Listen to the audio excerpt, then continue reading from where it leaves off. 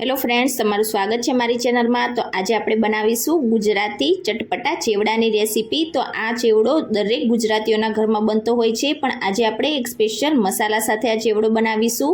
આ મસાલાથી તમારા ચેવડાનો સ્વાદ 100 ગણો વધી જશે અને ખાવામાં તો એટલો ટેસ્ટી લાગશે કે ડબ્બો 2 દિવસમાં પૂરો થઈ જશે। તો ચાલો ઝટપટ બની જાય તેવો ચટપટો આપણે ચેવડો બનાવવાનું શરૂ કરીએ। રેસીપી સારી લાગી તો વિડીયોને લાઇક કરજો, વધારેમાં વધારે શેર કરજો।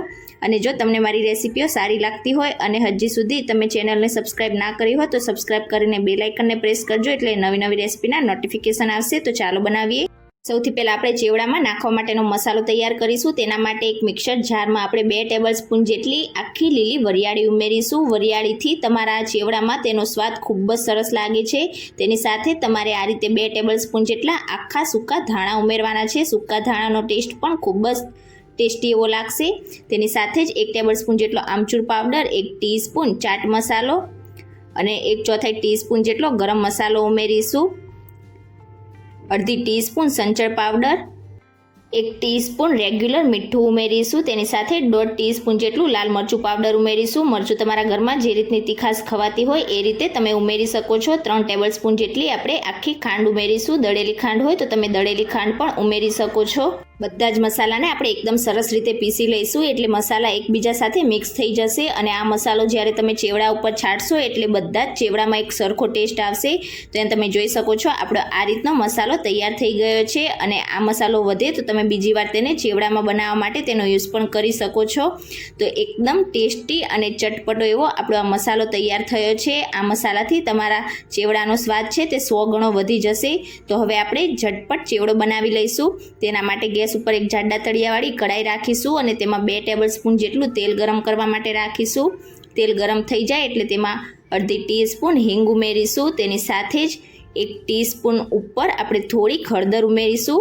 ચેવડામાં હંમેશા હળદરનું પ્રમાણ થોડુંક ચડિયાતું રાખવાનું, એટલે ચેવડાનો ટેસ્ટ છે તે એકદમ સરસ લાગશે। અને હવે આપણે તેમાં 250 ગ્રામ જેટલા મમરા ઉમેરી દઈશું। તો અહીંયા મારા મમરા એકદમ ક્રિસ્પી છે એટલે મેં તેને પહેલાં ડ્રાય રોસ્ટ નથી કર્યા, પણ જો તમને થોડાક પણ હવાયેલા લાગતા હોય તો પહેલાં તમારે સ્લો ગેસની ફ્લેમ પર તેને થોડા ક્રિસ્પી કરી લેવાના।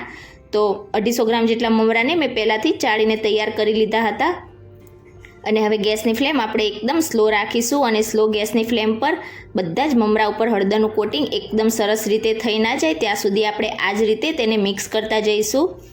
આ પ્રોસેસ તમારે સ્લો ગેસની ફ્લેમ પર જ કરવાની છે। જો તમને લાગતું હોય કે તેલ વધારે પડતું ગરમ થઈ ગયું છે તો તમારે પહેલાં ગેસની ફ્લેમ બંધ કરી દેવાની અને ત્યાર પછી મમરા આ રીતે મિક્સ થઈ જાય ત્યાર પછી તેને ફરીથી ચાલુ કરીને થોડાક ગરમ કરી લેવાના। મમરાનો ચેવડો બનાવતી વખતે જો તમે મમરા વઘારવામાં આ રીતે હળદર થોડીક ચડિયાતી રાખશો અને ત્યાર પછી તેને આ રીતે તમે સ્લો ગેસની ફ્લેમ પર ક્રિસ્પી થાય ત્યાં સુધી તેને ગરમ કરશો તો ચેવડામાં મમરાનો ટેસ્ટ ખૂબ જ સરસ લાગશે। તો અહીંયા એકદમ સરસ મમરા ક્રિસ્પી થઈ ગયા છે અને બધા જ મમરા ઉપર હળદરનું કોટિંગ પણ સરસ થઈ ગયું છે। તો અત્યારે મેં ગેસની ફ્લેમ બંધ કરી દીધી છે। હવે એક મોટા વાસણમાં આપણે મમરાને ટ્રાન્સફર કરી લઈશું અને હવે એ જ કડાઈમાં મેં આ રીતે તેલ ગરમ કરવા માટે રાખી દીધું છે। તેલ એકદમ સરસ ગરમ થઈ જાય એટલે આ રીતનો આપણે એક ઊંડો જારો લઈશું અને મકાઈના પૌવાને આપણે તળીને તૈયાર કરી લઈશું।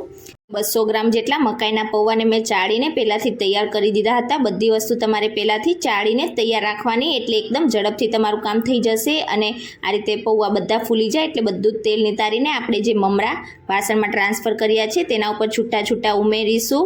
તો આ રીતનો જારો હશે તો તેમાં બિલકુલ પણ તમારું તેલ નહીં ભરાય અને એકદમ ઓઇલ ફ્રી તમારો ચેવડો બનીને તૈયાર થશે। બિલકુલ આ જ રીતે બધા જ પૌવાને આપણે તળીને તૈયાર કરી લઈશું। પૌવા તમે આ રીતે એડ કરો અને ફૂલી જાય એટલે તરત જ તમારે આ રીતે તેમાંથી બધું જ તેલ નિતારી દેવાનું છે। વધારે બ્રાઉન થાય ત્યાં સુધી તમારે તેને બિલકુલ પણ તળવાના નથી। તો બિલકુલ આ જ રીતે હું બધા જ પૌવાને તળતી ગઈ અને આપણે જે મમરા મોટા વાસણમાં નીકાળ્યા છે તેના ઉપર આ રીતે મેં ઉમેરી દીધા છે અને તમે જોઈ શકો છો આ રીતે બધા જ પૌવા આપણા તળાઈને તૈયાર થઈ ગયા છે। ફરીથી એ જ ઝારામાં આપણે ભૂંગળાના જે નાની વેરાયટી આવે છે તેને પણ ઝારામાં ઉમેરીને આ રીતે તળી લઈશું। અહીંયા ભૂંગળા નાખવા ઓપ્શનલ છે, તમે તેની જગ્યાએ કોઈ ડ્રાય ફ્રૂટ્સ કે પછી બટાકાની કાતરી આવે છે તેને પણ તમે ફ્રાય કરીને ઉમેરી શકો છો, પણ આ રીતના ભૂંગળા હોય છે તેનો ટેસ્ટ ચેવડામાં ખૂબ જ સરસ લાગે છે, એટલે આજે ચેવડો બનાવવામાં મેં આ રીતના ભૂંગળાનો યુઝ કર્યો છે। તો લગભગ 100 થી 150 ગ્રામ જેટલા આપણે ભૂંગળા લઈશું અને તેને આ રીતે તેલમાં તળીને તૈયાર કરી લઈશું। અને એ જ જારામાં હવે આપણે અડધા કપ જેટલા કાચા સિંગદાણા ઉમેરીશું અને થોડા ક્રિસ્પી થાય ત્યાં સુધી આપણે તળી લઈશું. તો ચેવડામાં સિંગદાણાનો ટેસ્ટ પણ ખૂબ જ સરસ લાગે છે, એટલે અહીંયા મેં સિંગદાણા વધારે લીધા છે. તમે તમારી પસંદ પ્રમાણે વધારે કે ઓછા ઉમેરી શકો છો. તો થોડાક બ્રાઉન કલરના થાય ત્યાં સુધી આપણે તેને તળી લઈશું. તો આ બધા સિંગદાણા ઉપર બ્રાઉન સ્પોટ્સ આવી ગયા છે, તમે જોઈ શકો છો. તો હવે આપણે તેને પણ મોટા વાસણમાં ટ્રાન્સફર કરી લઈશું અને એ જ જારમાં ફરીથી આપણે લગભગ અડધા કપ જેટલા મીઠા લીમડાના પાન ઉમેરીશું અને તેને થોડાક ક્રિસ્પી થાય ત્યાં સુધી તળી લઈશું. અહીંયા તમારા જે લીમડાના પાન છે તે સોફ્ટ બિલકુલ પણ ના રહેવા જોઈએ, એકદમ સરસ ક્રિસ્પી થાય ત્યાં સુધી તમારે તેને તળી લેવાના છે, નહીં તો જ્યારે તમે ચેવડામાં ઉમેરશો એટલે તેનો ભેજ લાગશે. તો અહીંયા આપણા બધા જ લીમડાના પાન પણ એકદમ સરસ ક્રિસ્પી થઈ ગયા છે, તો તેને પણ આપણે ચેવડામાં એડ કરી દઈશું. અહીંયા તમારે લીલા મરચાં થોડાક તળીને ક્રિસ્પી થાય ત્યાં સુધી ઉમેરવા હોય તો ઉમેરી શકો છો. અને બધી વસ્તુ તળાઈ જાય એટલે હવે જે મસાલો આપણે તૈયાર કરીને રાખ્યો છે તે ચમચીની મદદથી આપણે આ રીતે બધી જગ્યાએ થોડો થોડો એડ કરીશું. તો બધી જગ્યાએ મસાલો લાગે એ રીતે આપણે છૂટો છૂટો ઉમેરીશું, એટલે બધી જ વસ્તુ આપણી ગરમ હોવાના લીધે મસાલો તેના ઉપર ચોંટી જશે અને નીચે બિલકુલ પણ તળીએ બેસશે નહીં. અને આપણો જે ચેવડો છે તે ખાવામાં એકદમ ટેસ્ટી અને ચટપટો બનશે. તો પહેલાં જરૂરિયાત પ્રમાણે આપણે મસાલો ઉમેરીશું, બધો એડ નહીં કરીએ.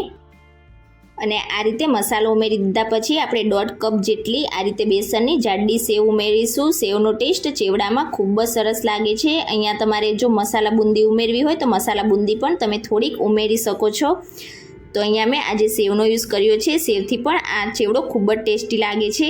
તો 1.5 કપ જેટલી મેં સેવ એડ કરી દીધી છે. હવે ફરીથી આપણે જે મસાલો બનાવ્યો છે તે ઉપરથી થોડોક ઉમેરીશું અને મસાલો ઉમેરી દીધા પછી હાથની મદદથી બધી જ વસ્તુને આપણે ઉપર નીચે કરતા જઈને મિક્સ કરી લઈશું. આ મસાલો જ્યારે તમે ચેવડો ગરમ ગરમ બનાવો તેના ઉપર જ છાંટવાનો, એટલે બધી વસ્તુ ગરમ હોવાના લીધે તેના ઉપર મસાલો ચોંટી જશે અને ચેવડો ખાવામાં વધારે ટેસ્ટી લાગશે. આ ચેવડો બનાવવો તો ખૂબ સહેલો છે, પણ તમે ક્યારે આ રીતે જો મસાલો ના બનાવ્યો હોય તો એકવાર આ મસાલા સાથે આ ગુજરાતી ચટપટો ચેવડો જરૂરથી બનાવીને ટ્રાય કરજો. તેનાથી તમારા ચેવડાનો સ્વાદ 100 ગણો વધી જશે. અને આ રીતે જે મોટા મકાઈના પૌવા હોય તેને તમારે થોડાક નાના ટુકડા કરી લેવાના, એટલે ખાવામાં વધારે ટેસ્ટી લાગશે.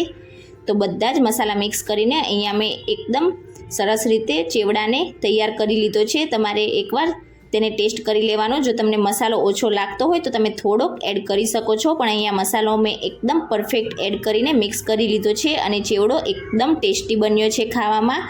તો આ રીતે ચેવડો બનાવીને તમારે તેને એરટાઇટ કન્ટેનરમાં ભરી દેવાનો.